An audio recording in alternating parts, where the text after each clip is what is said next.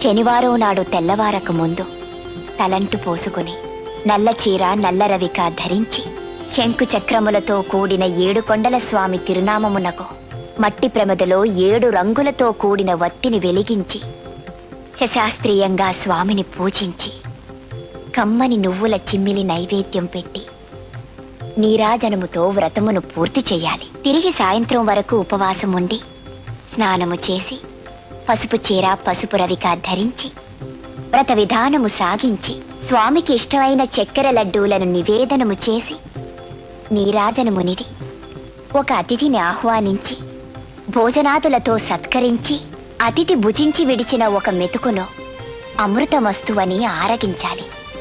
అప్పటికి ఆనాటి శనివార వ్రతం పూర్తవుతుంది.